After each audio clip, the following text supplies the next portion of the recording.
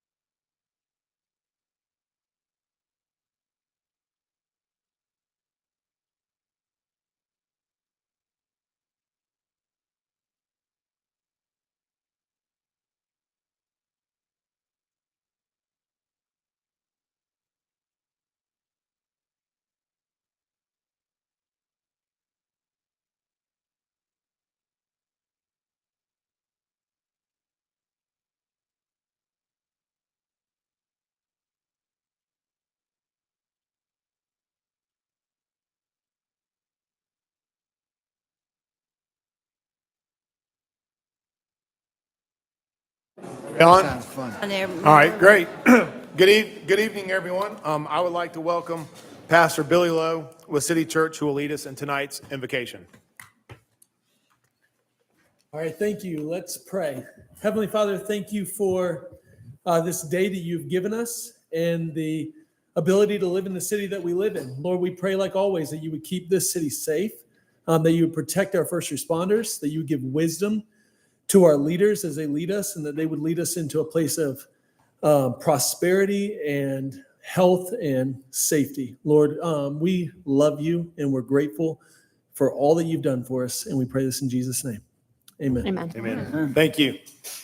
I would like to call the regular meeting of the Milton City Council for Monday, July 8th, 2024 to order.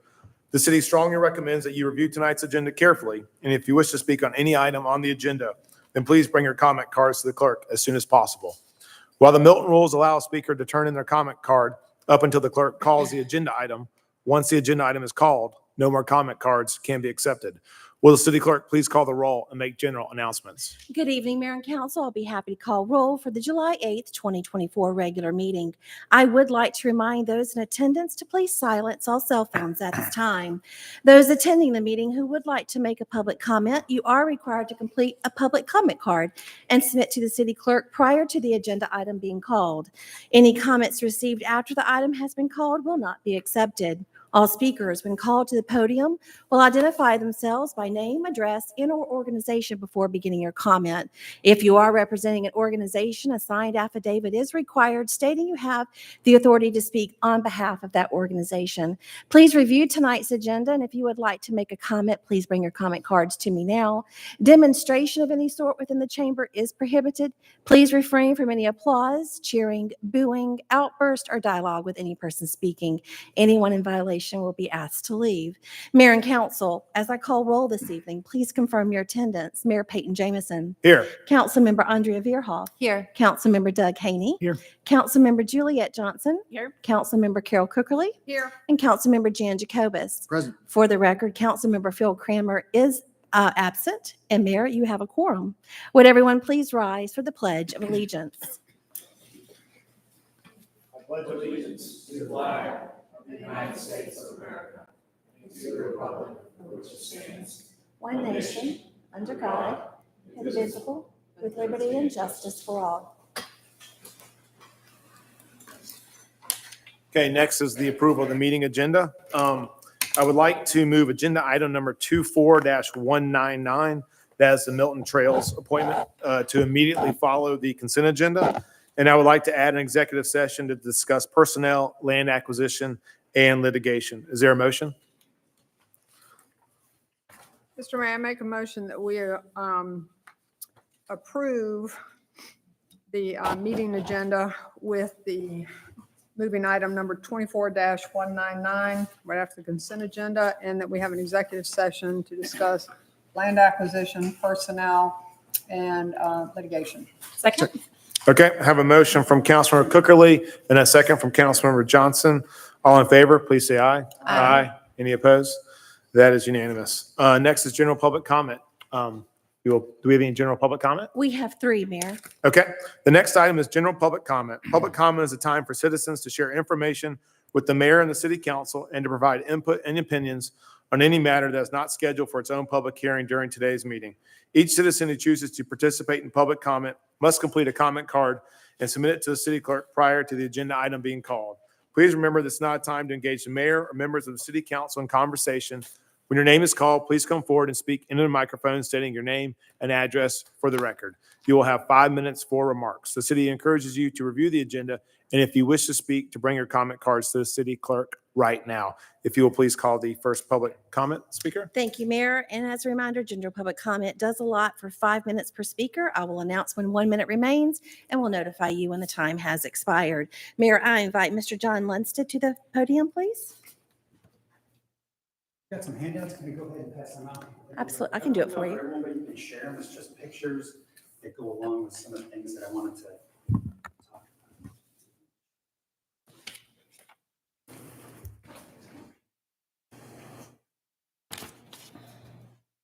John Lundstedt, 15755 Burdette Court, want to talk about the Deerfield property. So I went to the working session 2 Mondays ago for the Parks and Rec, and it was fantastic. We got into a lot of detail of what the current iteration is. Tom did a great job of explaining where we are and why we're there. The 2 representatives from the design company came and they talked about it. So it was great. It was a good working session. The other thing they did that I really appreciated is we had public comment at the end of the presentation. I always feel like if we do it in front, I'm missing stuff, but this was good. We're able to provide public comment towards the end. I'd like to see that the tennis courts were taken out of the proposed plan. We don't need to do that. That's a waste of time and space for us. Pickleball was moved from 16 to 4. I'd like it to be 0. Pickleball is super popular, but it's going everywhere else. Every community, every neighborhood, even commercial businesses are doing pickleball. So we don't need to do that. Let's let them do that, and then let's save that space. So one of the things that I brought up and I've been bringing up is triangles and rectangles. So putting a triangle on a rectangle, right, to create more rectangles. So if you look at the pictures that I provided, the first picture on the left is the upper rectangle at Bell, and that's a baseball team playing on a rectangle. And that's perfectly fine. They have every right to do that. They're a Milton team. They can play on that rectangle. There's probably a good reason. Maybe the baseball field is wet and muddy. Maybe they're playing in an away tournament on a turf field and the ball bounces different and they want to see what it's going to look like. That's perfectly fine. But what I'm showing you is baseball plays on rectangles at Bell. Now, if you look at the picture on the right, that's 2 minutes later, you can actually see all 4 baseball fields totally empty. Now, I am not saying those 4 baseball fields at Bell are always empty. In fact, when Hopewell is in session, those baseball fields are packed. Nobody can deny that. But I am simply telling you when there isn't baseball, those 4 triangles are totally empty. No other teams practice on the triangles. So what I'm proposing is putting a triangle on a rectangle. So in that working session on Monday night, a gentleman from Hopewell Baseball came up and he was spot on. He said, Hopewell Baseball is growing like crazy. It needs more fields, but a triangle on a rectangle won't work. But if you look at the second page, which is our map of of Bell Memorial Park, if you look at G in the park directory, it says baseball field number 7. That's right in the middle of a rectangle. So we have a triangle and a rectangle. So somebody may look at that and they're baseball purists and they'd say the left field line isn't long enough. But if we look at the dimensions that we're providing in this Deerfield property, the length of the rectangles are 202, so there's enough space. Also, you can build the rectangles with a little bit of a jut out to add a little bit of extra room so you can get a full 200 feet fence for that triangle, all right? And so all I'm saying is, as we look at the Deerfield property, I'm not saying get rid of baseball fields. I'm saying add a rectangle, which will still have the 2 triangles. We'll have the 4 triangles. We'll add a 3rd rectangle, which is one of the things we need. And those are going to be turf fields. If I looked at the design from the design company anyway, there's no difference. They're not going to be grass. and they're not going to be dirt. They're designed for turf fields. So what we do is we add capabilities from a rectangle perspective, but put the triangle inside of it. It is possible. If you look at the third picture, this is actually that field, that rectangle at Bell Memorial Park. It's a full-on baseball field. It's got dugouts, it's got a pitcher's mound, it's lined. You can play baseball on that rectangle. And then the other thing I wanted to point out is parking. So I brought this up the other night when I was looking at the design, and it shows 300 spaces. And we know we need parking. We can't have another legacy park situation where parking is kind of a mess and we're always struggling even when events go on. But is 300 parking spaces the right amount? Or should we be really aggressive at other parking capabilities around the Deerfield property? So if you look at the property 1 minute. itself, 1 minute warning. if you look at the property itself, that Deerfield Professional Center, which is right to the north of this park, has a ton of parking. And those buildings are practically empty. So especially on a Saturday and Sunday, could we park there and also do a cut through of the woods? So those parking spaces are not much further away than parking right inside the park itself. We could also park down past the Spring Hill Suite. So when Deerfield hits windward, there's that executive park right there. On a Saturday and Sunday, that's going to be empty. And all those restaurants right there, like Tzatziki's that are over a little ways, they love to have families come down there in between games to eat. And then finally, across the street at the Verizon facilities, campuses, which are totally empty. Now, somebody could say, oh, we don't want kids crossing the street. But all of us who have travel kids have done this all the time, where the parking is across the street from the facilities themselves. All right? Thank you very much. Thank you. Will you please call the next speaker? Mayor, I invite Mary Cronk to the podium.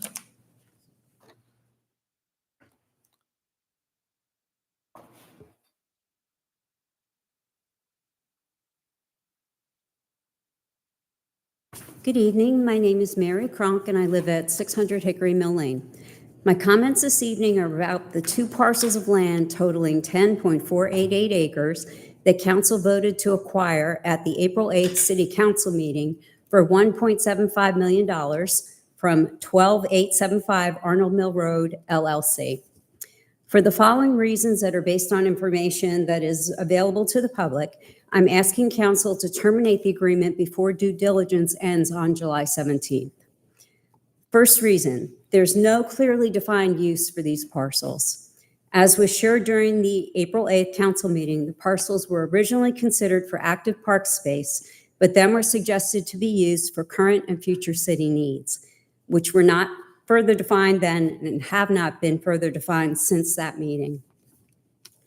With no clearly defined use, there's no way to calculate the cost of building out the property, no way to calculate ongoing maintenance costs, and no way to calculate any personnel costs. Therefore, there's no way to know the true cost of purchasing and maintaining these parcels. Number 2, the city already owns 2 properties that are not being utilized: Mayfield Farm, which the city owns with Alpharetta, and the Hopewell properties that were originally intended to be used for active park space. For fiscal responsibility reasons alone, the city shouldn't add another property with no plan for utilization until determining the use or disposition of these 2 properties. Number 3, on April 8th, when these parcels were acquired, the Deerfield property acquisition for active park space had not been made public and would not be made public for about 10 more days. The purchase and build out of the Deerfield active park space is projected to cost $28 million. As was shared at the Parks and Recreation Board special call meeting on June 24th, the currently proposed Deerfield active park plan will meet Milton's needs for active park space, negating the need to use the Arnold Mill parcels to meet documented active park needs. And number 4, the city has a $35 million judgment against it after losing a wrongful death lawsuit. While an appeal is apparently in progress, taxpayers may ultimately be responsible for paying this judgment. In addition, since the April 8th council meeting, DeRose Vintners has filed a multi-million-dollar lawsuit against the city as well. Taxpayers could be facing a very large bill if the appeal and the lawsuit are lost. So I must ask, is now the right time for the city to spend $1.7 million just to purchase a property with no defined purpose? The due diligence for this has been extended to July 17th. The contract states that during the due diligence period, the buyer may terminate this agreement with or without cause, and in the event of such termination, receive a full refund of the earnest money. Unless there are other conditions that are not included in the contract, the city will not lose any money if this contract is terminated. Based on the 4 previously stated reasons and the ability to terminate without cause with no financial penalty to the city, I'm respectfully asking council to terminate this agreement before the end of due diligence on July 17th. As always, thank you for your time and for your careful consideration of this and all other issues that come before you. Thank you. Will you please call the next speaker? Mayor, I invite Sarah Moen to the podium.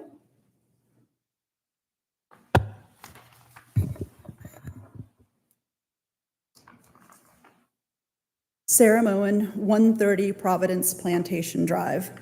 I am opposed to the city purchasing the 2 parcels of land located at 12875 Arnold Mill Road and 12912 New Providence Road. The city has already spent millions of taxpayer dollars on land for passive parks and green space, a large percentage of which have not been open to the public, and there is no indication of if or when that land will be able to be enjoyed by the citizens of Milton. Like the Webb Road property, which should be developed and opened for use by the citizens in the most densely populated area of Deerfield, or the Wells property that should be opened for hiking and fishing at Eads Lake.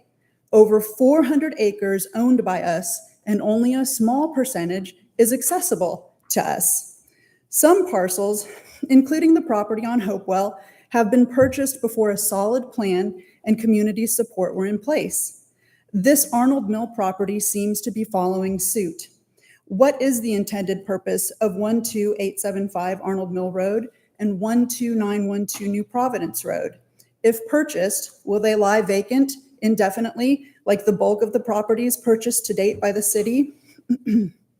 Is this purchase to compensate for the fact that the original Deerfield plans have had to be scrapped and downsized, and subsequently this purchase will be used to fill the gaps that now exist in the final Deerfield plan? Is there a plan for these lots? And let's not forget the Mayfield Road property co-owned with the city of Alpharetta, an admitted financial drain and a property that sounds like will be beholden to whatever plans the city of Alpharetta deems appropriate for the location. While it is admirable of the city to want to preserve green space and provide for active and passive parks, you also have an obligation to be good stewards of our tax dollars. Buying another piece of land without any proposed plan or goal is fiscally irresponsible, especially when it appears we own more land than we can responsibly manage.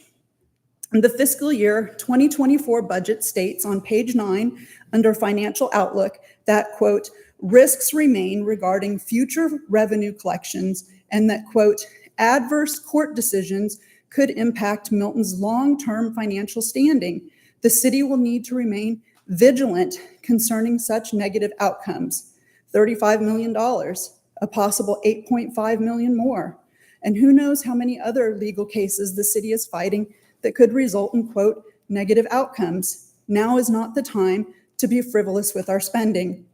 Please do not go through with the purchase of the properties at 12875 Arnold Mill Road and 12912 New Providence Road until approved plans for the land already owned by the city can be implemented. Any new real estate purchases should be put on hold. Thank you. Thank you. Mayor, that concludes general public comment for the night. Okay, we will move on to the consent agenda. Will the city clerk please sound the items? And Mayor, bear with me. We're going to move on to the appointment that we Do that moved one up. first? Okay. Mhm. Sounds Oh, good. I'm sorry. Yes, you're right. I'm Okay, sorry. that's- I'm sorry. I had I that was ready. going to roll with you for a You're little right. bit. Okay. I stand corrected. My apologies. The consent agenda tonight is item A, approval of the June 17th, 2024 regular city council meeting minutes. It's agenda item number 24189. B is approval of the financial statements and investment report for the period ending May 31st, 2024. Agenda item number 24190. C is approval of a professional services agreement between the City of Milton and Platinum Geomatics LLC for subsurface utility exploration for the State Route 372 Crabapple Road Multi-Use Trail Project. Agenda item number 24191. D is approval of a professional services agreement and addendum number 1 between the City of Milton and Developmental Associates HR Consultants, LLC, to provide executive search services for the position of Community Development Director. Agenda item number 24192. Next is approval of change order number 2 between the City of Milton and North Georgia Concrete, Inc. for emergency repairs at the Batesville Road Bridge. Agenda item number 24193. F is approval of professional services agreement between the City of Milton and Cooper Carey, Inc. for preparing the Deerfield Implementation Plan. Agenda item number 24194. G is approval of a professional services agreement between the City of Milton and Diana Wheeler to provide community development consulting services. Agenda item number 24195. Next is approval of a request to submit a revised list of roadways for state approval. Agenda item number 24196. I is approval of an agreement between the City of Milton and Wish Art Walk LLC for a temporary license agreement of Lacoma Trace for Crabapple Festival. Agenda item number 24197. Our final consent agenda item is J, approval of a professional services agreement between the City of Milton and Cooperative Personal Services, DB, doing business as CPS HR Consulting for employee engagement survey services. Agenda item number 24198. Mayor? Thank you. Do I have a motion on the consent agenda? Mayor, I'd like to make a motion that we approve the consent agenda as read. Second. Okay, I have a motion from Councilor Jacobus and a second from Councilor Verhoff to approve the consent agenda as read. All in favor, please say aye. Aye. Any opposed? That is unanimous. So we will move on, Ms. Tammy, for that new business item 24-199. Thank you, Mayor. That item is consideration of a resolution appointing or reappointing members to the City of Milton Trails Advisory Committee by appointing a board member for at-large. Agenda item number 24199. Thank you. Council, my Trails Advisory Committee person had to move out of the district. He'll move to a neighboring city, which we will not talk about. But we have a fantastic replacement. I'm pleased to nominate John Lundstedt for the Trails Advisory Committee. John is a distinguished West Point graduate who served 5 years in the Army and has spent the past 25 years in sales leadership roles within the IT and Oracle consulting industry. John and his wife, Jennifer, have been married for 32 years and have 2 children, Jake, a junior at the University of St. Andrews in Scotland, and Jenna, a senior at Cambridge, who is also a member of the state champion girls lacrosse team. John moved to Milton, drawn by its equestrian community, beautiful parks, horse farms, and large lots. He has been actively advocating for more park space and fields over the past 6 months. In his leisure time, John enjoys playing tennis with several Milton Alta teams and rucking on the trails in Birmingham Park and Bell Memorial Park. His passion for the community and dedication to enhancing our outdoor space make him an excellent candidate for the Trails Advisory Committee. So with that, I would like to nominate him for my appointment to the Trails Advisory Committee. Do I Mr. Mayor, have a it's an motion? honor to nominate John Lundstedt for this position, and Trails at-large position. Second. Okay, I have a motion from Councilmember Cookerly and a second from Councilmember Jacobus to approve agenda item number 24-199, which is the appointment of John Lundstedt as the at-large position for the Trails Advisory Committee. All in favor, please say aye. Aye. Any opposed? That is unanimous. John, come on up. I'll swear you in.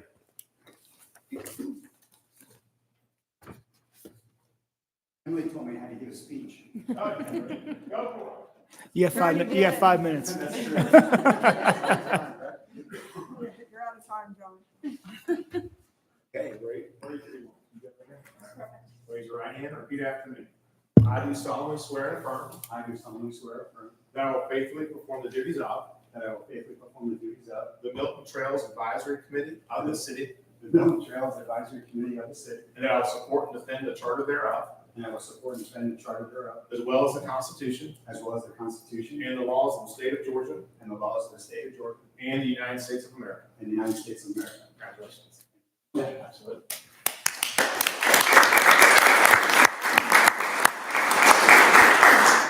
Signature and make it official. Thanks, Chris.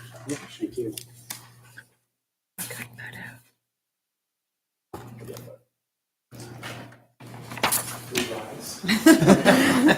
What a pleasure.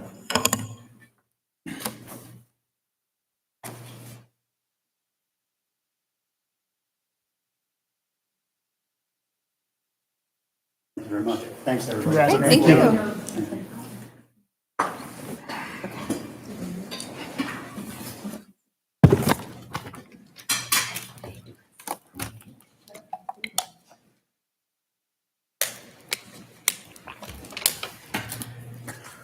Okay, the city clerk will please stay on the first item, reports and presentations. I lost my sheet there. Bear with me.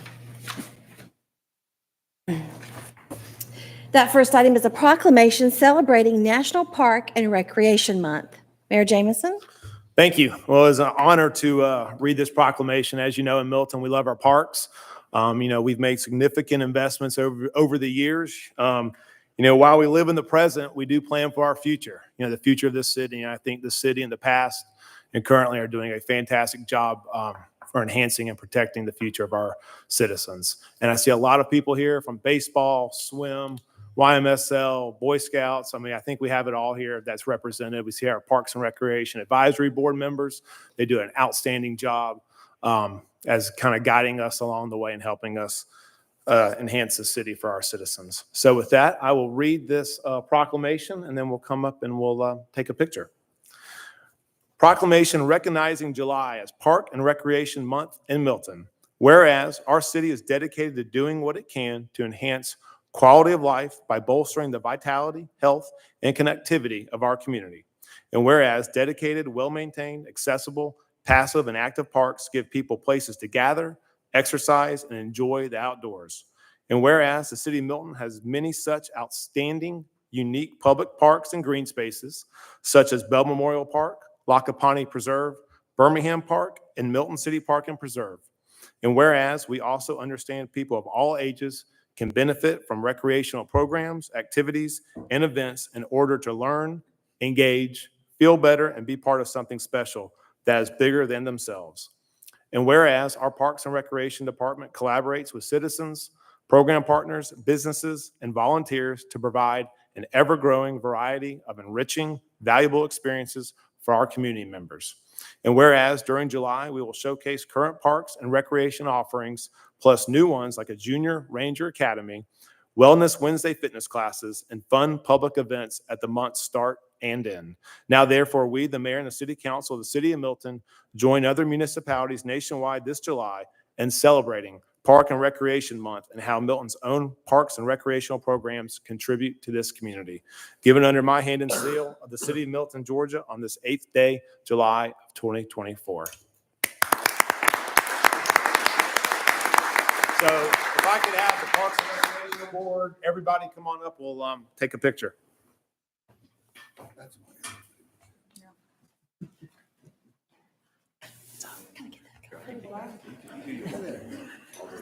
Yeah, you did it. Yep. Glad you all could make it.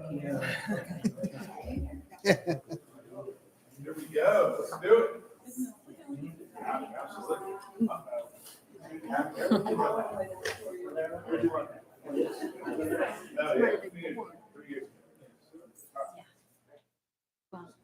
Here, actually, I think you're gonna have to go back there. I get them all. Oh. I will. But it's gonna be. Let's see.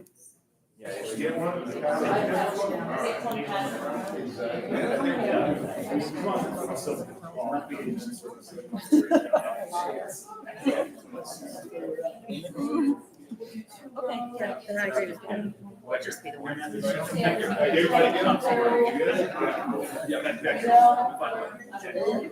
A reminder on my calendar. We can start assessing their timeline between July and August. Guy down in front. Oh, this works. Yeah, I got some. I got everybody. 3, 2, you're not. I think you're good. Yeah. Sorry. Hope I got some. Just one more, please.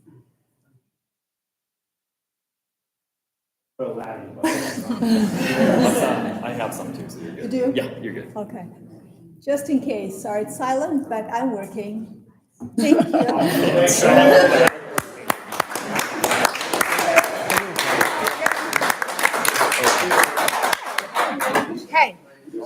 back if we want to do that. We're here right now. Would you go to the thing, go? Was there any other second?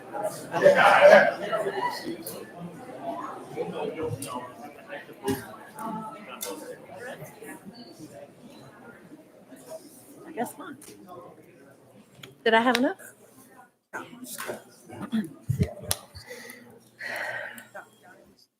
Okay, will the city clerk please sound the next item?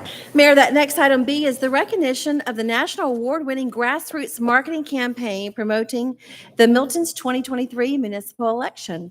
Our communications director, Mr. Greg Botello. Hello. So I have the opportunity to share really good news. This is the first one. Make it kind of clear up. Eventually, yeah. They're both, I'm going to talk a little about this board, but they both kind of help put things into perspective. This one is a little more focused. I'm going to take you back in time to a little time machine to, I think it was basically the end of 2022 when the city council decided Milton would run his municipal election for the first time. This was not an easy task considering we've never done this before. And yet we pulled it off in a great way. Unfortunately, as I mentioned before, there's no award for best election. I think we would have won, but there was an opportunity for us as a communications effort to help celebrate this. So, as you know, we had new procedures, new schedules of things, new places. We didn't have a necessarily defined budget for the communications part of this, but we needed to share this important new details to people we wanted people to get this information in many different ways because as we know, people get their information in many different ways. And it was a challenging environment, but I think it worked. So this will be a short presentation here, but we were able to do this with a team of staff and citizens. We have a few of the citizens, at least here, who helped contribute and share their ideas, which was incredibly helpful. We created a webpage, a special webpage we updated regularly. We had numerous social media posts. We sent out emails that reached thousands of people. We had targeted outreach to HOAs, departments, schools. We coordinated with the media, including advertisements and also responding to inquiries. People like our leadership team spent a lot of hours on that. And also certainly Tammy was answering calls left and right. We had a lot of specific outreach at events, again, meeting people where they are, because not everyone's going to log onto our Facebook or even look at our signs or read our emails. The idea is to do everything you can to get the word out there, whether it's a mailer in people's property taxes or flyers that you show up in different places. So, and that led, because there wasn't a category for it, I decided to submit something as kind of a long shot to the National Association of Government Communicators. This is an organization that consists of federal, tribal, military, state, and local government communicators, basically people in my field to just bring attention and kind of celebrate folks who kind of go above and beyond what's the norm. And there happened to be one that was a category of grassroots marketing and communications. And that's kind of, in a sense, it's grassroots because we just try to do everything we could. We didn't necessarily, this is not something we've done all the time, so we kind of had to, not make it up on the fly, but really try everything we could possibly within a limited budget to make it work. And I think communication was a very, very, very small part of why this was a success, but thankfully was able to be celebrated because in May, there's 361 submissions again from all across the country. I think there was also some people from Canada. I don't know how that works. And there were 100 winners, and we won second place for a grassroots marketing campaign. We lost to someone from the Denver suburb, but we beat the state of North Dakota. So we're better than North Dakota. Thanks, just to spread the word. Apparently the award itself is lost in the mail. It's supposed to be here any day now, but we still have time. We might have a little photo op to kind of just celebrate this and recognize this. So again, just the last thing is that here's some of the comments. We had documented results, quick and efficient with limited resources, incredible work. And last but not least, congratulations on such a historical event. Again, communication is a small part of that. Everyone else had a bigger role, but I'm glad to play that small part. So thank you. And we have a few people here, at least from, and I know Stacy hopefully is coming down too for a little photo op for that. So, thank you. Could we introduce the members of that Sure, committee? I know Amy's here. Yep. Yes, thank you. Good evening. So we have Amy Christensen here and Melanie Embry. Sorry. Ann Flack was also on the committee, but she is not here with us tonight. And then I also told Judy Birds that she needs to come on up as well, because she also, while she wasn't officially on the committee, she did help with getting information and understanding what information needed to be out there in the public. So those are the people. Great. Well done. Thank you.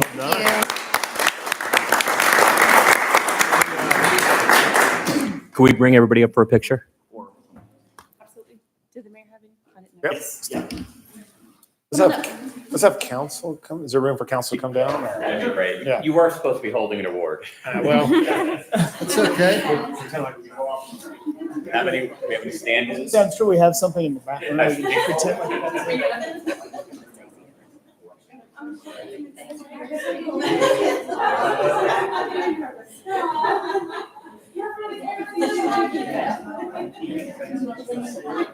that's it.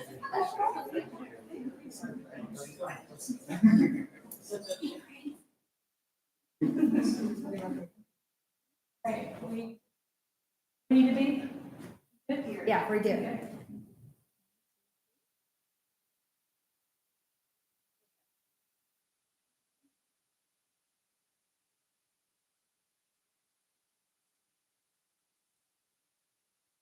thanks, y'all. Appreciate it.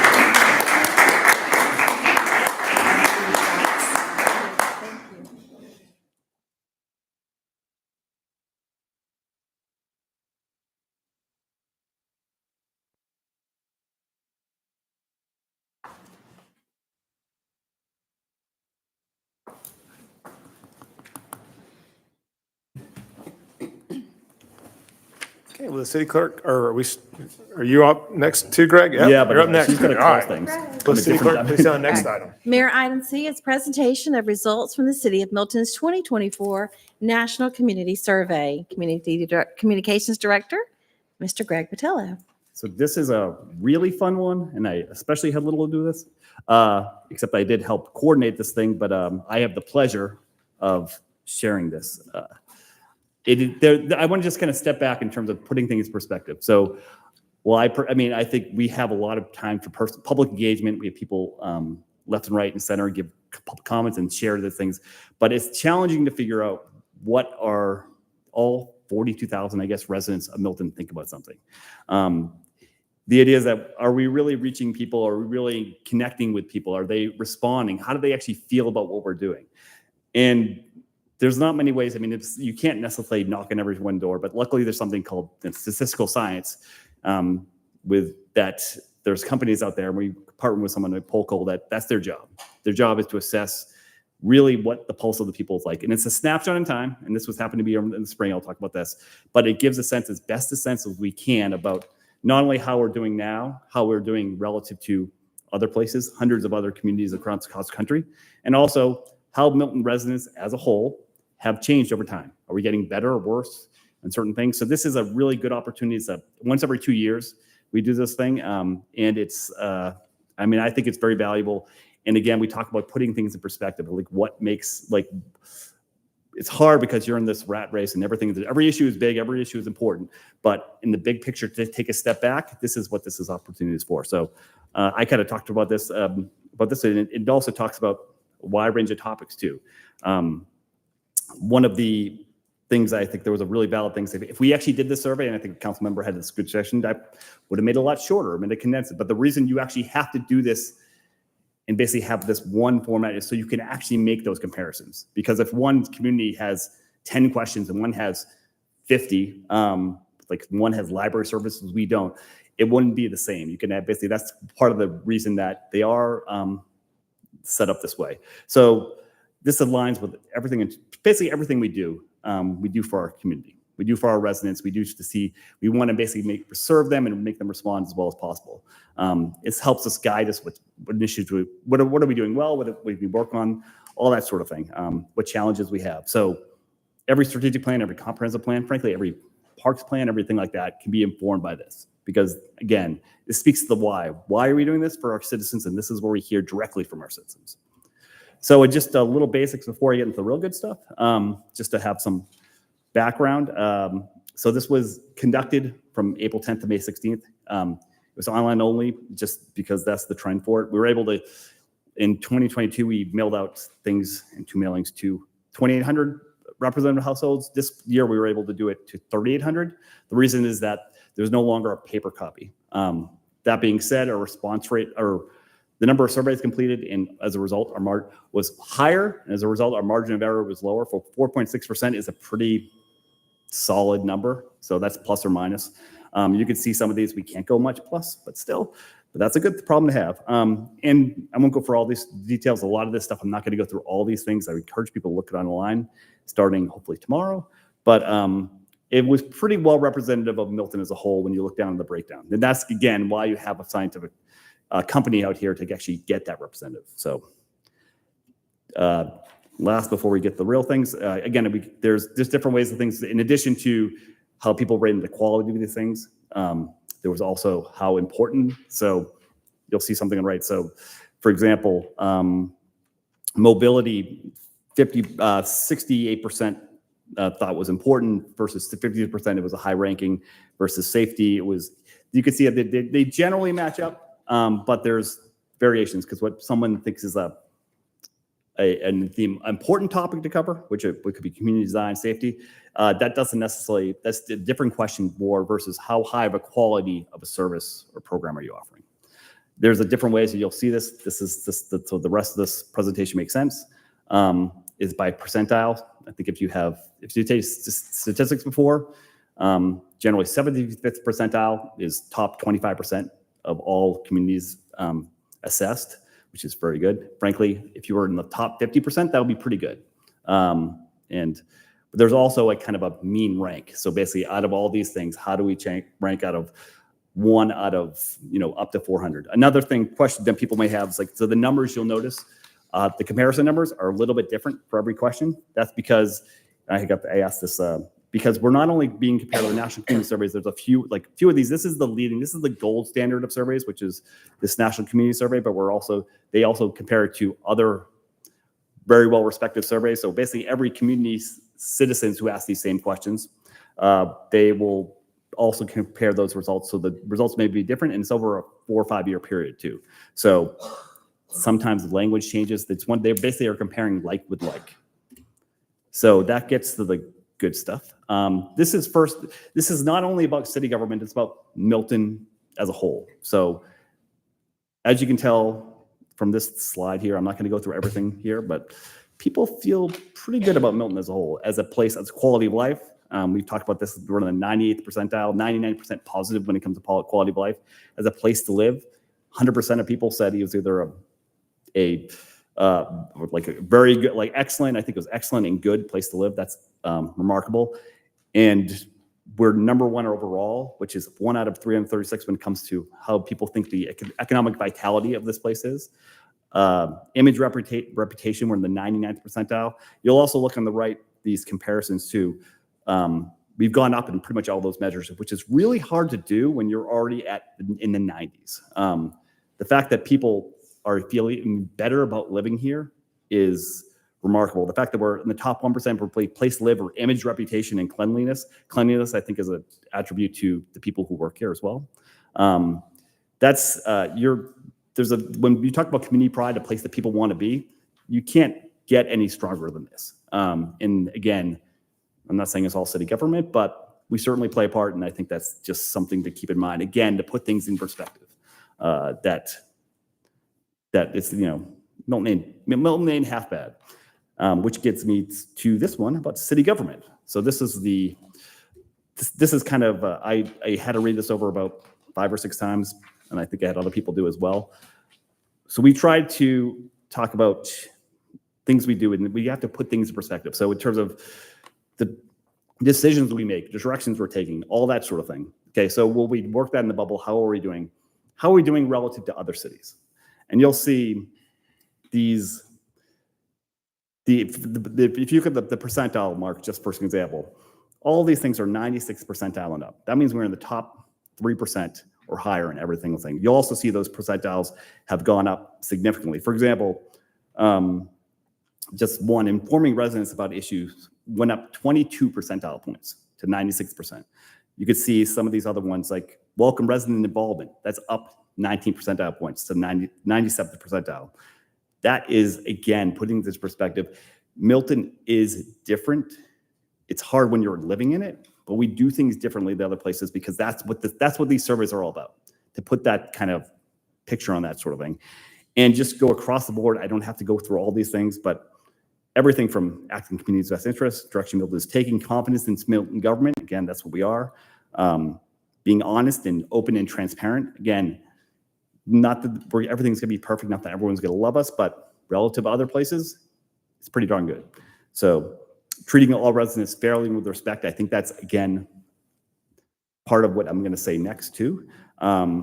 That's something I know that's part of what we are and we believe in service. So, which gets me to kind of the last part of the city government that I wanted to highlight especially. So we are #1 in customer service by city employees. So we talk about, we are public servants. So now we can actually say we're the best public servants because that's what we strive for. We strive for that. We actually have a piece of documented scientific evidence that we are.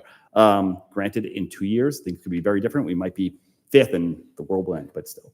But this is something that it's one thing to say it, service is our obsession, but I think this speaks to the fact that people here and relative to other places think that we're living it. When you're ranked 1 out of 385 different communities asking basically the same question.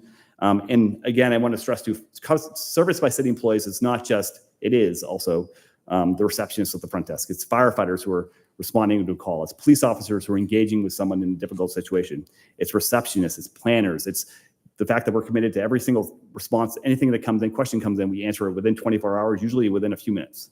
Whether it's by email, by Facebook, by phone, that's just kind of who we are. And I think that we should be proud of that. Just selfishly, obviously, and then there's more specific findings. I did not commit this thing to memory because if you printed it out, it'll be about 200 pages. But I'm going to go through a few of the highlights, and then we're starting tomorrow. We'll post this online, the highlights and also the link to everything here, so people can kind of dig through themselves. But it boils down to different things. So, for example, I'm just going to touch on these quickly. You'll see that transportation mobility, like a lot of the public work stuff. So, one thing is that we're not surprised is the lowest one we have is ease of travel by public transportation by bicycle. Not exactly what we're known for, but across the board elsewise. Otherwise, you'll see that the percent positive has gone up. That's a tribute to our public works team or everyone else involved in that sort of thing. Everything's in things that we can control too, from street cleaning, we're the 98th percentile. So we do have street. That's one of the basic services of a city of government is to keep the streets clean and keep them fixed. And we're very high in those measures. So, and we're improving. Community design, and again, this is something that is really important to our community. Again, you'll see these numbers are extremely high across the board. And that's smart land use, zoning, access to parks, more, everything from residential to commercial growth. You'll see those percentiles are mostly in the 90s. You'll see also the comparison to 2022 when, frankly, we weren't doing half bad, have gone up significantly. So, public safety, I didn't necessarily think we could improve on this since 2022, but somehow we did across the board. Everything from quality of fire services went from in the 98th percentile and 98% positive, which is remarkable. Unfortunately, they're up by the police services are 99th percentile. Both are extremely good. Feelings of safety, and then again, that's a basic public service that we cannot control all the time, but it's something that we work hard on. And I know our police and fire folks are working extremely hard, and they are recognized for that. So, parks and recreation. This is an example that the mayor talked about. This is that again, if you look at the comparisons to 2022, every single one of those are up, except for one. Is up double digits in terms of percent of positive people responses. So while we didn't necessarily start in the baseline where there's some communities that have been around for decades and decades and decades, it's trending upward, and you really can't ask for much more than that. So I think, again, that's a huge credit to the council, the mayor, and also the team that works here too. We also had a few opportunities to ask some unique questions. These were kind of informed by some of the initiatives we have, and also some council feedback too. So one is about trash and recycling options. A lot of these are not as clear cut, but which is fine. You'll see that slim majority are open for one provider for all services, but fewer permitted other providers. The greatest support would be to have one recycling yard waste provider, but multiple trash providers. But there's also a significant amount of people open to keeping the current system. Some of these things you can kind of read into them as you may, but it's still informative to have this baseline, especially as MSAC starts looking into this further. So another question we've talked about is what should we do with our green spaces? Do we keep them all closed? Do we keep them all open, entirely open, or should we have some combination? This one basically has the strongest support by far is that second middle ground category, which is to have some off-limit areas and partially open. The strongest opposition is 66% negatives to have them 100% closed to the public. So again, we have committees that are looking at this, and we can take what we will out of it. One question we had about was actually Councilmember Cranber is like, well, what about specific character areas? Where do people really want focus on? And public investment, that's how we kind of phrased it, which could be lots of different things. This one, there's a kind of across the board. I think my takeaway from this one is that generally people want attention to all the character areas. The ones though, I look actually the lowest, the numbers that the ones that the team is strongest for is Central, Milton, and Crabapple area. Even though, so that's that if you had to pick two, but really within the kind of again margin of error, everything like that, there's strong support across the board to really having public investment throughout Milton, and certainly not one place or the other. And the last one, I think, well, maybe not the last one, but we talked about, this was a question kind of for previous years, okay, if we have money to spend on recreation, parks, and cultural spending, which we our highest priority.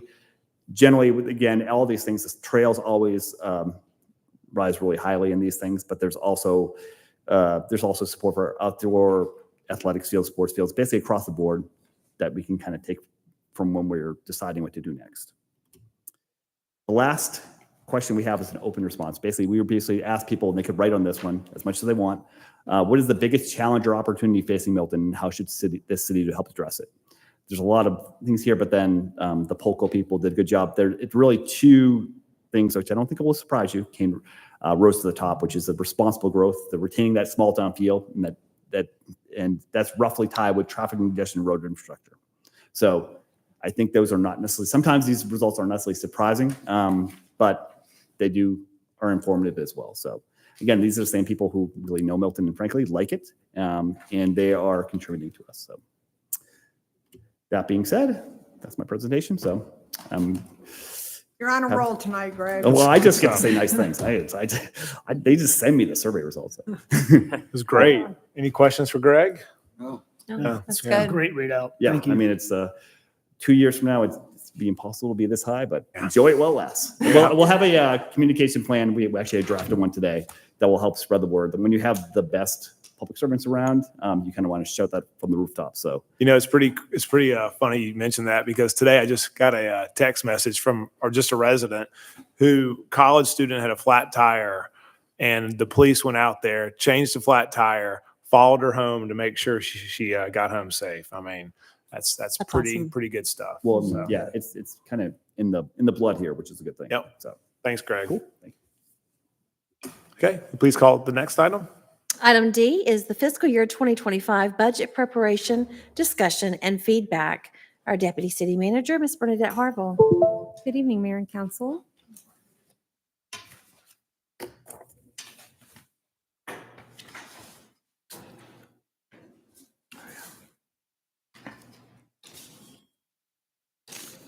Tonight is our second budget process input meeting in preparation of the presentation of the fiscal year 2025 budget. In this meeting, we'll review the objectives of the input meetings. We'll go over the timeline of which topics will be covered in the upcoming council meetings throughout July and August, as well as the budget hearings in September. We'll then go over the 5-year revenue forecast and discuss advertising for the upcoming millage rate hearings, as well as review of the CIP projects that have been reprioritized and the current plan and timeline to bring funds online to reallocate pay-go funds to those projects, and finally gather any additional feedback from council. Each meeting will include this slide, which recaps the objectives of the meeting process. Last year, we started this new approach, which provides staff time to receive nuanced feedback from council to ensure that the proposed budget aligns with the city's plans as well as council's vision. On June 10th, we discussed our capital improvement plan in general, as well as more specific details related to the new active athletic complex and how to fund that build out, as well as the purchase of the land. We discussed the McConnell Chadwick House and next steps to accomplish during due diligence, as well as the Mayfield Farm Park and conversations that will be had with the city of Alpharetta related to that property. Tonight, we will go over the 5-year revenue forecast and discuss the upcoming millage rate hearings and the advertisements required for those hearings. At next week's work session, our department heads will share their requests for funding new initiatives for the upcoming year, as well as their impacts on the long-term budget forecast. At the last meeting in July, we will recap the 5-year forecast related to expenditures and discuss the 7-year capital improvement plan. And then we will hold the first 2 millage rate hearings on August 5th. We'll have an AM and a PM session. And then we'll have the final hearing and the adoption of the millage rate that will come after the budget workshop on August 12th. The budget workshop will bring together all the feedback received during these input meetings, as well as a review of the draft budget as a whole. In September, we will have our 2 public hearings related to the proposed budget and adoption of the fiscal year 2025 budget on September 16th. Here we have a table that shows the revenue forecast and includes actuals for fiscal year 2023 and the amended budget for fiscal year 2024, which does include final end-of-year amendments that will be before council for consideration in September. You will also see the proposed revenues for fiscal year 2025 and projections for fiscal year 26 through 29. Please note the fiscal year 2025 current year property tax revenues have been calculated utilizing the current millage rate of 4.389 mils, which will support the feedback received from council last summer, as well as the proposed initiatives from staff that we'll be going over in the upcoming meetings. This table has revenues rolled up by source, but I'd also like to take a look at some of the specific line items really quickly.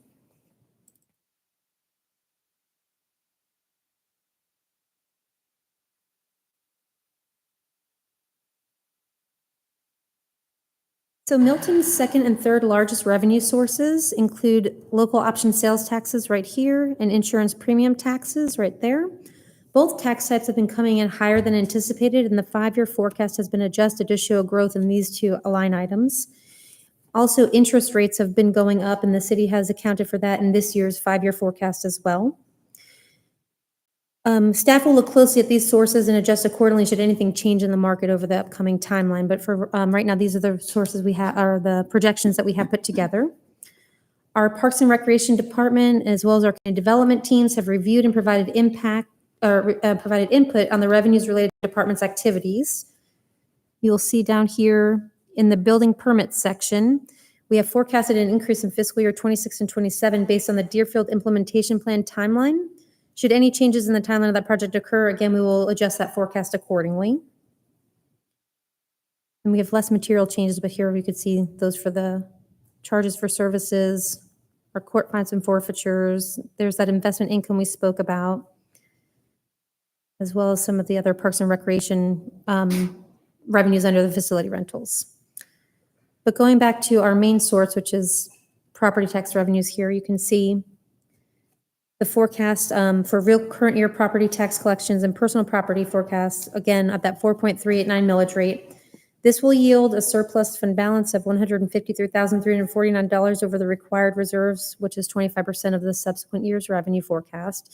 So letting you know that this plan does incorporate consideration of the feedback we've received to date. If we receive any other different feedback, we can make adjustments to this as needed. This forecast also includes the amount of $1,050,000 that will go towards providing funding, going back towards Providence Park and the Indoor Community Center that carried over from the previous year's capital improvement plan. And we'll begin to replenish the funds that were reallocated to build out the new active athletic complex. Hey, Bernadette. Yes, sir. The realized gain at 2.3, Yes, sir. is that interest income or is that a realized investment gain? Those are our investments. It's really interest earnings from our investment funds. That's just the name of the category under the chart of accounts. And we have consideration in there for the idle funds that we have available, as well as interest rate changes. So as we kind of see the potential for those changing over the coming years, we'll be looking at that really closely. but that does take into consideration those two No, items that at this makes, time. I just was making sure realized gain was the same as interest. Okay. Yes. Does anyone have any other questions about any of these detailed line items before I switch back to the other presentation? Nope, okay.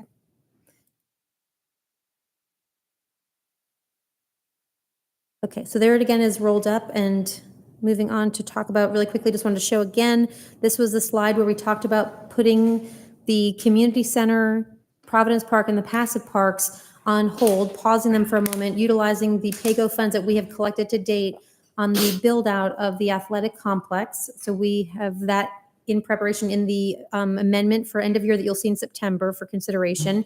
And then in fiscal years 25, 26, and 27, we have built out consideration to start replenishing those three paused projects. So that's where we are today. And we'll see that in more detail when we talk about expenditures. Does anyone have any other questions about that before we move on? Okay. So with that in mind, I would just like to discuss some of the considerations related to the millage rate and the upcoming advertisements and public hearings. Last year, staff advertised at the existing millage rate, and we are planning to do the same this year. This will give council the flexibility to adopt any millage rate up to the current millage rate of 4.389 mils and provide the opportunity to hear the staff presentations over the next few meetings and provide any additional feedback that we can incorporate into that proposal. Again, if you choose to adopt anything above that rate, we would need to re-advertise and hold additional hearings. So that's why we kind of use our current millage rate, because we know that it can support the forecast that we have to date, but we can advertise at any other millage rate. Here, you have the top of the slide showing you a history of our adopted maintenance and operating millage rates from the incorporation of the city. We had that 4.731 mils from 2007 all the way up to 2017. In 2018, that council adopted a 4.390 millage rate. We returned to 4.731 mils, which is our capped millage rate from 2019 to 2021. And then it was reduced in 2022 to 4.469 mils, and then reduced once again last year to 4.389 mils. And that is the millage rate we are advertising at. That does not preclude council from considering any other millage rate. Underneath that, you can see the two advertisements that are required. So anytime we have a millage rate, every year we have to advertise the advertisement number 1, which shows year-over-year changes in revenue collection forecast based on a 100% collection rate. So over the time period it takes to collect all of the revenues that are assessed, it would be a 7.2% increase from the revenues collected under the 2023 tax year to the 2024 tax year at that same 4.389 mils. On the second advertisement, anytime there's another consideration that we have to take in when we do our advertising, and that is the rollback rate. So we're going to talk about this in detail at our 3 millage rate hearings, but I just wanted to talk quickly about when a millage rate stays the same, increases in taxes are associated with 2 things, either new and improved properties or inflation. The rollback rate assigns a millage rate to the value of the reassessment of those existing properties, which is also known as inflation. So it's kind of pulling out what portion of that increase is related strictly to inflation. Just wanted to remind everybody that homesteaded properties, which are about, I believe about half of our real estate properties are homesteaded, have that cap. So at the bottom, I have the note there for everybody that properties with a floating homestead exemption are capped at no more than a 3% increase to their taxable value. That's inclusive of your primary residence and the up to 5 contiguous acres around there. If you do improvements to your property or have more land, those are assessed outside of that capped millage rate. So those pieces, as well as commercial property and non-homesteaded properties, are separately, when you're looking at advertisement number 2, are pulled out of that consideration. So 5.2% increase when just looking at the inflationary increases to homesteaded and non-homesteaded properties. So if we continue with your approval this evening to advertise at 4.389 mils, our current millage rate, those are the 2 ads that will go in the paper. And again, some of the language makes it seem like you've already agreed to that millage rate, but we're understanding that we're going to have 3 public hearings to discuss all the options, additional meetings to talk about our expenditure forecast, and then we'll finally adopt an actual millage rate on the 12th of August. And so that advertising, the 4.389 is what y'all are comfortable with, knowing that council can go below that at any point in time. It's just, we can't go above that. Yes, sir. Is If you that want to fair? go above it, we'd have to re-advertise and it would delay Okay. the process. We're comfortable, we believe, to Okay. carry out everything that we have talked about last summer what we've been working on as a team in-house at 4.389 mils could support that. And then when y'all And we go can through your discuss. expenses in the budget and we reprioritize stuff, we can always go down. Fair? Absolutely, yes, Okay, sir. cool. So if everyone's okay with that, that will be the advertisements you'll see coming in the paper over the coming weeks. And then we'll meet again over the next 2 sessions to talk about our budget proposals, and then we'll start having those actual millage rate hearings in August. Seems like it's a little far away, but by the timeline with the advertising and everything, it comes right up on us. So that's all we had this evening. Does anyone have any questions about the revenue forecast? Can I add one thing, Bernadette? So you're going to see in the advertisement in the Herald, it's going to, there's language that we have to use that's dictated by the state. And that language includes that the city has tentatively adopted the 4.389 millage rate, which isn't true, but it's the language that has to be used in that advertisement. So I just want you to be prepared, and anybody else that's listening, be prepared for that. It's not truly that you've adopted it. You just can't go above it. All good. Thank you. Awesome. Thanks, Bernadette. Will the city clerk please say on the next item? That next item is the fire annual report. Our fire chief, Gabe and Musa.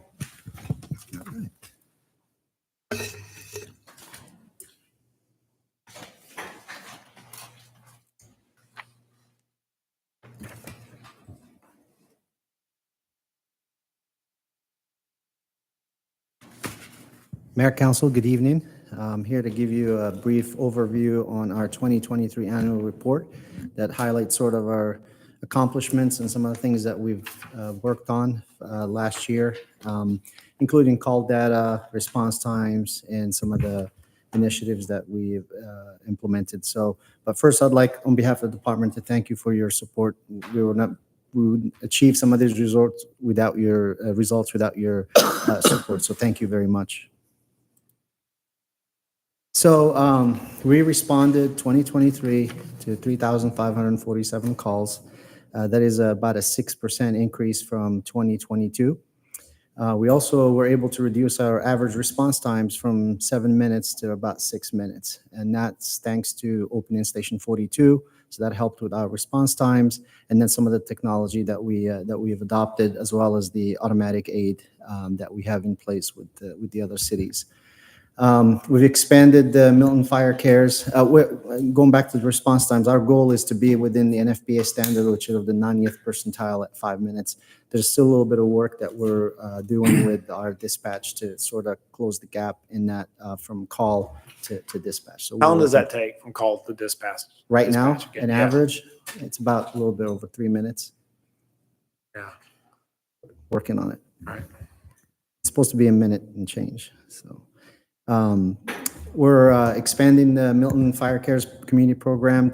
Our community paramedic, as well as Captain Mark Haskins from Medical Services, were able to achieve a 66% reduction in 911 utilization for low acuity calls, visiting some of our frequent users of 911, but as well as getting ahead of some of the vulnerable members of our community or community at risk. And then as well as responding to the 911 calls. Our community paramedic average response is about 3 minutes.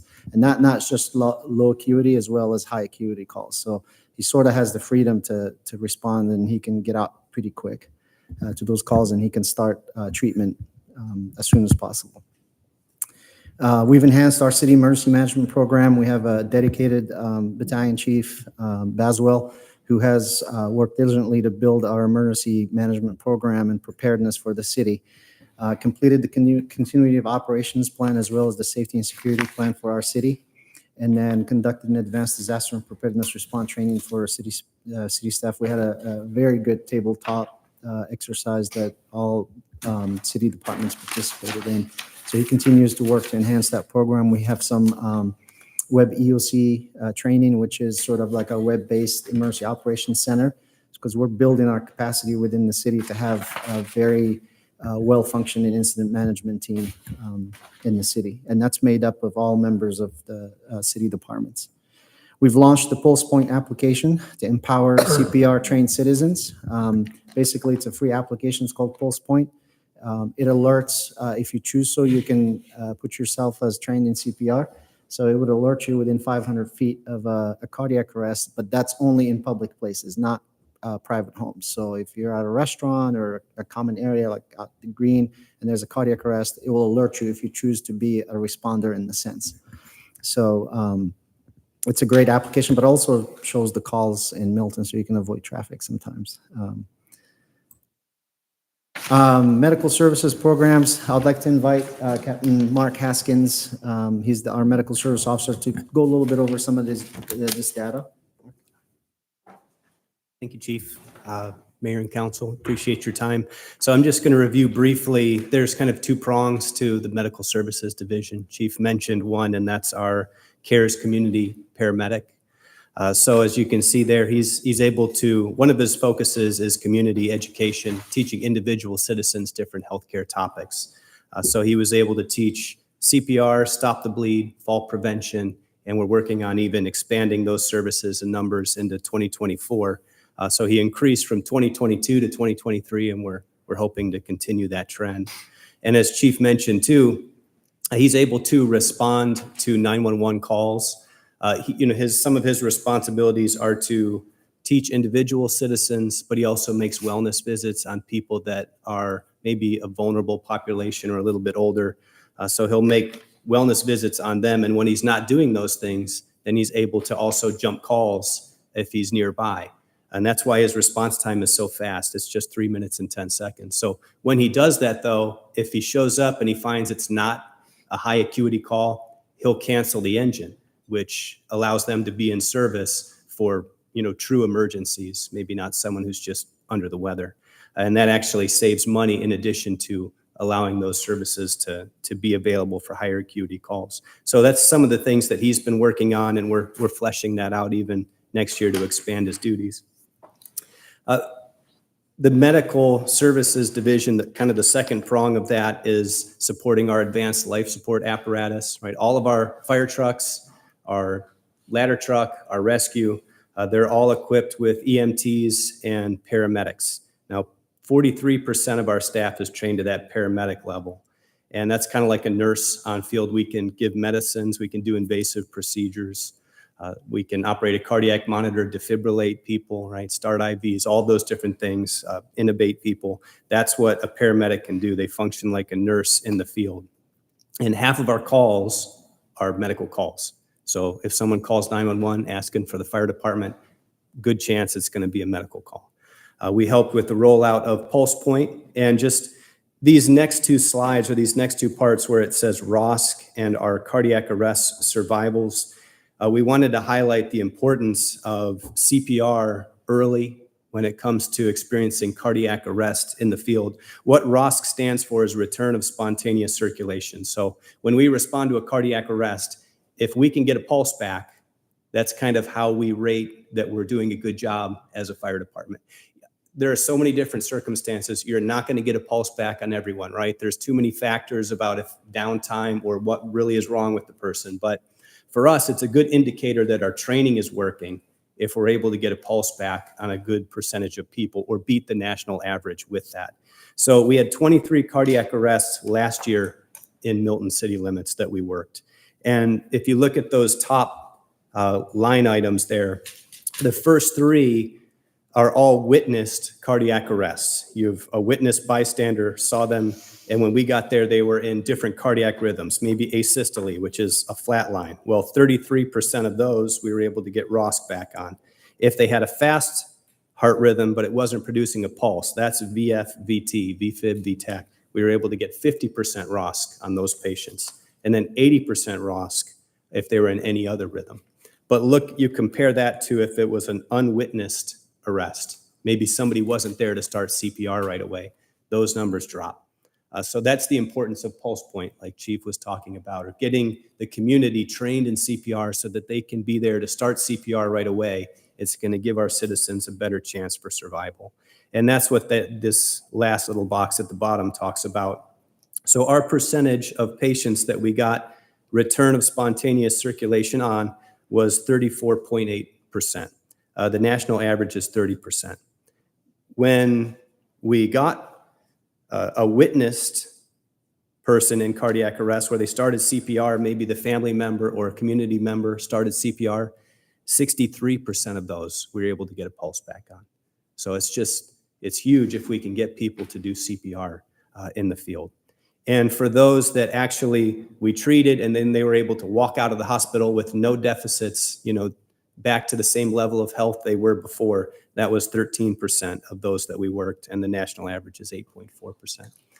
But our numbers were higher than national average because of the training that we have, but also the nice equipment that the city has provided us with. I mean, we have state-of-the-art cardiac monitors. We have video laryngoscopes, which can kind of show a picture of what's going on inside someone's airway so that we can deliver oxygen right to their lungs. We have mechanical CPR devices that we use. So we want to thank you, for providing those things for the citizens. And we're trying to always update our protocols to stay on top of changing medicine. So as things need to change, we'll be adaptive to be able to give the best medicines and the best care to our citizens. So we'll turn it back over to the chief. Thank you, Mark. Just to highlight, this year, so far, we've had 4 cardiac arrests. Out of those 4, 2 walked out of the hospital intact again, as Mark was saying. So that's a 50% so far. So those are great results. And that's just a testament to, again, to the quality of medical services that we provide and the quality of paramedics that we have. As far as community outreach, we conducted over 145 community outreach. Those were in our schools. We do career day, home fire safety. We do CPR for high schoolers. In our community, we do hands-on only CPR and Pulse Point. We try to promote Pulse Point. We do car seat safety checks, home safety evaluations, smoke and carbon monoxide detector installations. Last year, Chief Fortner and his team started a barn safety inspection and evaluation for our equestrian community. We do fire extinguisher training, and then recently we just launched our Safe Sitter, and that's for our young citizens. They can be certified as sitters, so we teach that program through the CARES. What it does, we teach CPR, how to rescue a choking victim if they're choking on something, mostly young kids, how to handle young kids. There's a lot that goes into it. It's a national program. It's called the Safe Sitter, and our community paramedics as well as our firefighters are certified in that, so we can teach it. We started last month, so far we've had 26 trained young people here in this community, and we're going to hold several of those classes throughout the summer and the year. As far as accreditation, we achieved accreditation. We were excited to have our mayor and our city manager during our hearing at the commission, and at the end of this, I'll present you with the plaque at the end, and maybe we could take a photo. So I just want to officially present you with the accreditation. So. We are still in ISO Class 2. Once we complete Station 45, we will ask Insurance Services Office to come to do an evaluation for us, because that Station 45 is going to enhance our deployment plan, our operational plan, and how we function. We're hoping to be a Class 1. So I have no doubt that we'll be able to achieve that rating. As you know, as your number grows, if you're at 10, that means you have like 0 protection. So 1 is the best, 2 is the next best. So we're right there. And that can translate into savings for insurance rates for our community, typically when you have a Class 1 fire department. And if you have any questions, I'm happy to answer. If not, It was a great presentation. Thanks, Chief. Good stuff. I will mention that I took CPR when I first joined the council in these very chambers. And I'll pass. Anytime Robert falls asleep in front of the TV, I jump up and do CPR. But anyway, I thought it was great. It gave me a lot of confidence too. I mean, I feel like I could do it if I had to. You gotta come back for Stop the Bleed. That's the fun one. yes. It can get messy, though. Yeah, that one's good. Let's all go down and take a picture. Hey, thank you, gentlemen, very much.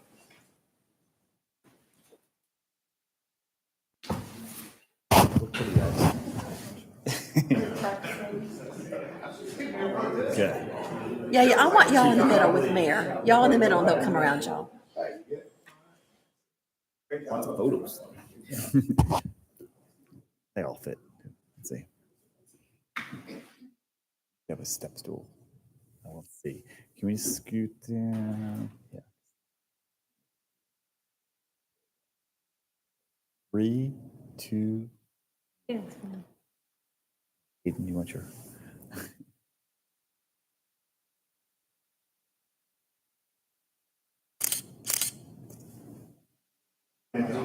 Is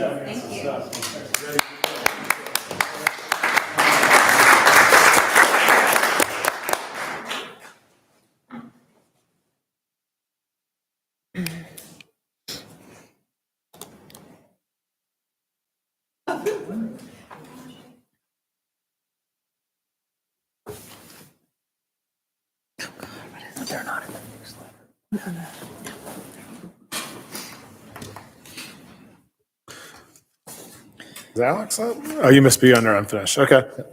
There you go. There are no first presentation, public hearing, or zoning agenda items. Moving on, the unfinished business. Will the city clerk please say on the item? Mayor, that item is a consideration of an ordinance to amend Chapter 22, Fire Prevention and Protection, and Appendix A of the Milton Code of Ordinances to establish Article 3, Fire Code, Division 2, Regulations, create Section 22-71, Electric Vehicle Charging Station, and approve associated fees. It's agenda item number 24184, our Deputy Chief Fire Marshal, Mr. Alex Fortner. Thank you. Good evening, Mayor, Council. Milton Fire Rescue is taking a proactive approach to lithium-ion battery fires, and among that is a proposal for a new ordinance that speaks to the installation of vehicle fire blankets at electric vehicle charging stations. When the lithium-ion batteries used to power today's electric vehicles catch fire, they burn differently than a traditional internal combustion engine vehicle. A traditional fire requires approximately 500 gallons of water, whereas an electric vehicle takes as much as 30,000 gallons of water to extinguish the fire. A large amount of water is required due to how hot an electric vehicle burns and how inaccessible the batteries are. The most common cause of lithium-ion battery failure is a short circuit. Batteries can also fail at charging stations when they are overcharged, over-discharged, or charged incorrectly. To minimize the risk of fire exposure to adjacent vehicles, structures, or surrounding objects, a heat-resistant vehicle fire blanket can be used to cut off the oxygen supply and thereby extinguish the fire. So our recommendation is to require all new and existing electric vehicle charging stations located in public, private, or commercial parking facilities, with the exception of single-family residences, which are specifically excluded from coverage under this ordinance, to be equipped with a vehicle fire blanket. There's no fiscal impact on the city of Milton. And currently, this ordinance will apply to Publix, Kohl's, and the Deerfield Corporate Center, each with 2 electric vehicle charging parking spaces each. For your convenience and consideration, I have attached the ordinance for your review. Any questions? Any questions? No? Yep. Okay, any public comment? There are none, sir. Okay, I'll close public comment and open it for a motion. Make a motion to approve agenda item number 24-184. Second. Okay, have a motion from Councilmember Haney and a second from Councilmember Johnson to approve agenda item number 24-184. All in favor, please say aye. Aye. Any opposed? That's unanimous. Thank you. Thank you. Moving on to new business, will city clerk please say on the item? Mayor, that new business item is consideration of the adoption of the capital improvements element amendment. It's agenda item number 24-200. It's going to be presented by our Communities Development Planner 2, Miss Jackie Jennings. Oh, thank you. Isn't that new? That sounds evening, good. Mayor and Council. Jackie Jennings. Thank you. Hey, Jackie, before you start, if Yes. I could jump in. I think this is our first meeting with Diana Wheeler here. Yeah, you want to give her a mulligan? You want to give her a shot? Yeah.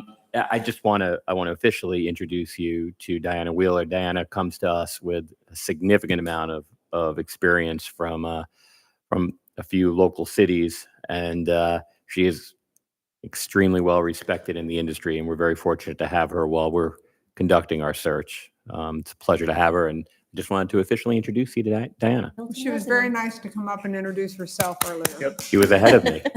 Right. And a Milton resident. And a Milton resident. Nice. Thank you. Welcome. Good evening, Mayor and Council. Tonight, we have 2 things on the agenda. First is to seek approval of the resolution adopting the CIE or Capital Improvements Element Amendment. And the second one is to provide you with the next steps of the process once this document has been adopted. So in order for a community to collect impact fees from new development as a funding source to help pay for future public facilities, the city must first adopt this document, CIE. And the CIE document identifies parks, fire, police, and road improvements needed to serve future growth. And of course, as mentioned earlier, this is a state requirement, and the agency that oversees this is Department of Community Affairs. Sorry. So I just want to inform the city council that we have two minor edits on this document, and this is related to the implementation year for future police and fire projects. So you'll see on the next, or on the right side of the slide, those are the two sections of the document that are that have edits. So the first one is the future building expansion has been changed from 2035 to 2040, and then the second one is the fire apparatus and support vehicle. We change it from 2030 to 2035. So those dates are more realistic for project implementation. Some projects are likely to be implemented before and others later, but those dates are the average year for project implementation or long-range projects. So let's look at the project timeline recap. We started with a public hearing in City Council, and that was also the time when City Council authorized the transmittal of the document to DCA for review, and that's April 22nd. Then DCA approval of the CIE on May 31st, and tonight we're doing the amendment adoption. Then let's take a closer look of what's the next steps for this. So we are going to prepare and present to council the ordinance, that's chapter 25, and fee schedule amendment. And the purpose of this is to receive public comments and to consider adoption. So we have scheduled two public hearings, one on July 22nd and August 5th, which is the second public hearing. So once everything, or it's acceptable, there's no changes on the ordinance, then we're looking at August 5th as the possible date for the adoption. So any question for me? Any questions for Jackie? No? Any public comment? There are none. Okay, close public comment, open it for a motion. Make a motion, we approve agenda item number 24-200. Second. Okay, I have a motion from Councilor Jacobus and a second from Councilor Cookerly to approve agenda item number 24-200. All in favor, please say aye. Aye. Any opposed? That is unanimous. Thank you. I don't have anything to report on. Does council have anything to report on? Okay, with that, we will now adjourn into executive session to discuss personnel, land acquisition, and litigation. Do I have a motion? Motion to adjourn into executive session. Second. Okay, I have a motion from Councilmember Johnson, a second from Councilmember Verhoff to adjourn into executive session. All in favor, please say aye. Aye. Any opposed? That's unanimous.